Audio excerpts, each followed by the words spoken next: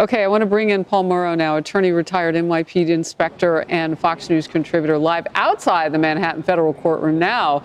So talk to us about what was going on inside, because you had that look, and particularly this paragraph, when they were discussing when to set up motion schedules and all of that.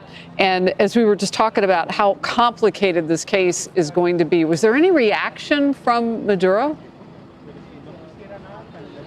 Not really. You know, everybody's in federal court. Everybody's observing the sort of ceremonial atmosphere of it, including Maduro.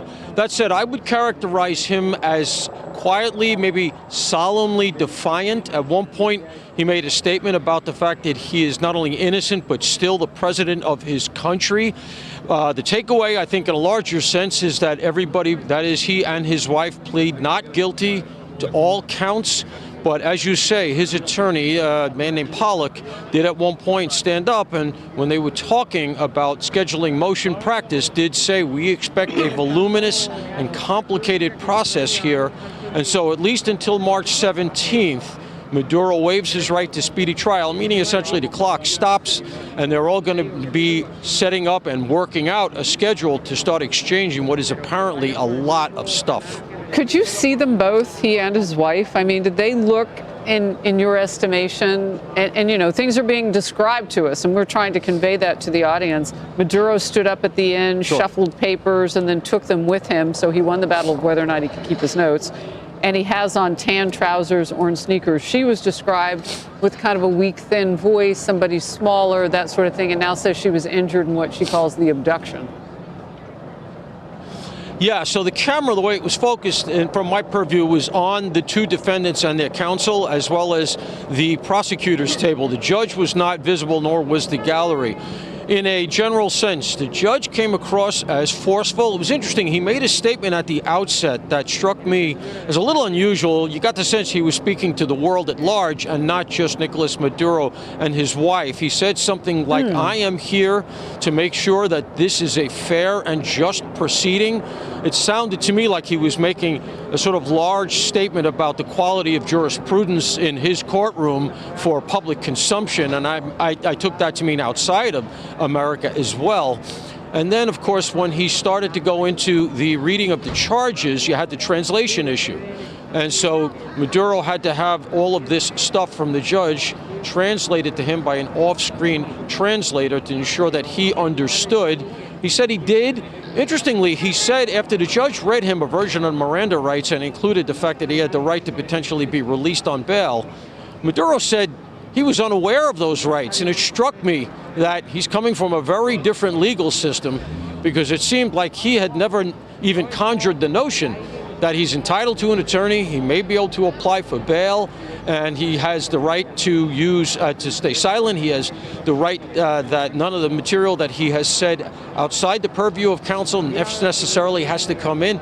So it was interesting to see him sort of taking that in a system very different from the one I'm sure he's used to. So, Paul, does that mean that he could go back and say, yeah, I think I want to take advantage of some of that through Pollock, his attorney? Oh, yeah, I'm sure he will. You know, he and Pollock didn't discuss much, and I think that's likely down to the language issue.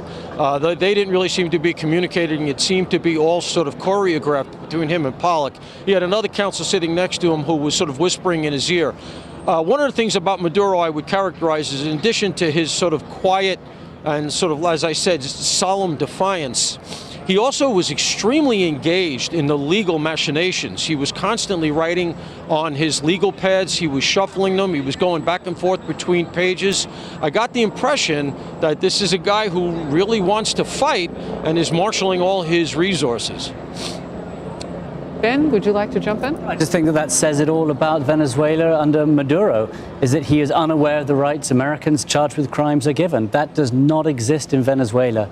You are taken to a cell, you are beaten, you are tortured, you often disappear. And he is finally being exposed to what is the correct way of going through justice. And when his wife says that she was injured or she has a bruise, we will look into that as well. No. But you do not have that in Venezuela. And I think that just reminds you of the brutal regime that he built and that he is leaving. Sandra. Really interesting. I had just received a note from a woman who says I interviewed her and now I remember him.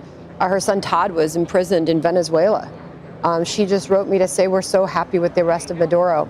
What happened to my son in those prisons was terrible. Our team is following up with her right now to hopefully tell their story. Paul, incredible details that you're providing from the courtroom. I just wonder about that translation issue. That seems interesting to me. Also, the way the judge seemed to be addressing not just the courtroom, but the world. Quick question and note on that. Is the counsel for Maduro required to speak his first language? I have his I'm sorry, say it again. I have Barry Pollock's entire resume here and his and everything written about him as partner on his law firm's website. I'm just unfamiliar if do you believe he's speaking Spanish with Maduro? Pollock did not seem to be. The other counsel definitely was, because Maduro seems to have no English, and he was nodding along with the other counsel, so he was getting that information from the person sitting to his left. Maduro is a presence. I mean, he's a big guy.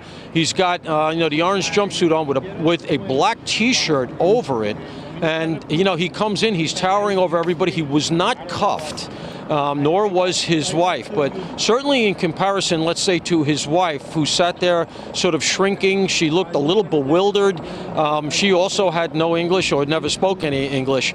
He, on the other hand, he stands up and, he is at least attempting to project a sort of aura of power.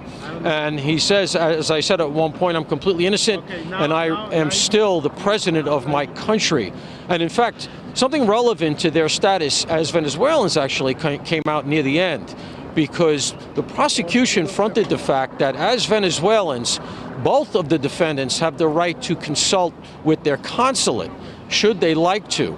And in fact, both of them said that they would like to. So in addition to all of the discovery, all of the complicated and voluminous material that Defense Pollock said is going to be exchanged here, you're also at some point here going to have both of them consulting with the Venezuelan consulate, of which they previously would have been the boss.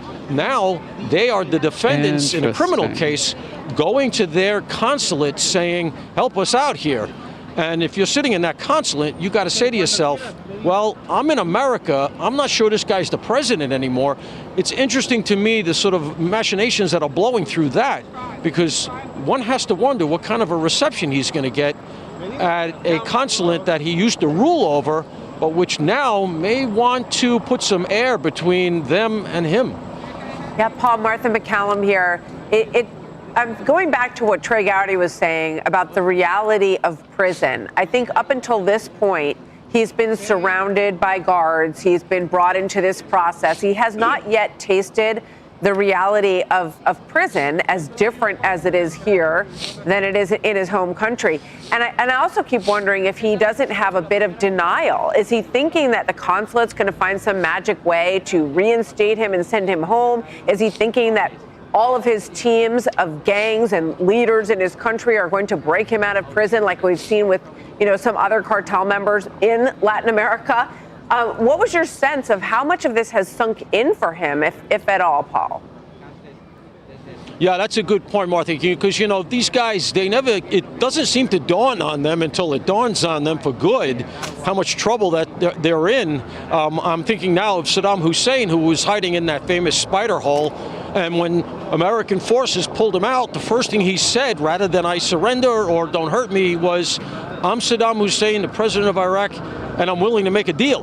Yeah. And obviously it was very long past a deal at that point. I think that you may have some insight there, because as I said, his manner in the courtroom was anything but supplicant. He stood up, chest out, like I said, very, very engaged. It's not like he was looking around bewildered or anything like that. This is a guy who's used to running the room. And I am not entirely sure that that has dawned on him yet. Whereas his wife, I get the sense, is saying to herself, what am I doing here and how did this happen to me? Wow. Emily.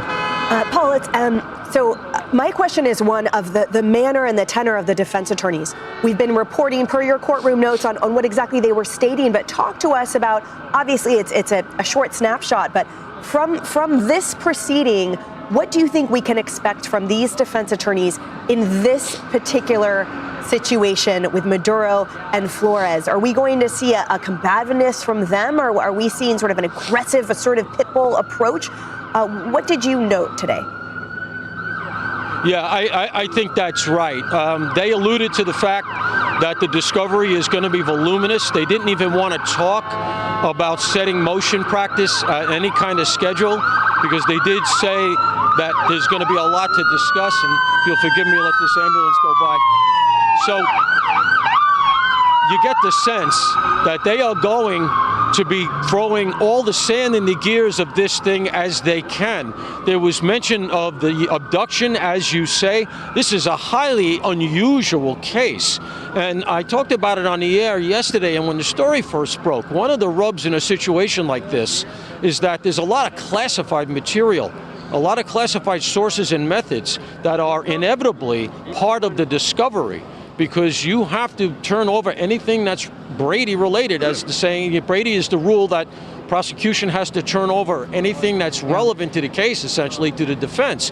So they talked about Brady obligations today in court, Paul, in fact. I'm going to jump in here because we are that. seeing tactical vehicles pull into the screen, and we can't speak to exactly who is in each one of these vehicles, but we do know that Maduro arrived by helicopter. There is a motorcade that's pulling out of the courthouse right now. So we want to keep our eyes on the screen. That center car, that kind of army green colored tactical vehicle in the middle, we would think that that would maybe house a potential perpetrator, prisoner at this point. Again, there's no way to see into these vehicles, but because of the formation that they're making, this was similar to the one when they arrived at the courthouse. So we won't make an assumption, but we'll make an educated guess that that's what we're looking at right now. And the timing of this coordinates with what I'm reading now from our team on the ground. He was just led out of the courtroom after the arraignment, and a man sitting in the public section said something to Maduro. Maduro responded in Spanish. And our producer on the ground says, I'm told by reporters who speak Spanish that the man said that in the name of the people of Venezuela, Maduro will pay. Maduro then said, quote, I am a kidnapped president. I am a prisoner of war. And now you see what I was talking about, the people on the ground kind of confirming with their cameras of what we're seeing. And that is at least Maduro, perhaps Celia Flores as well, being taken out of this courthouse scene, the Manhattan Federal Court, Southern District of New York, leaving to take him back into custody.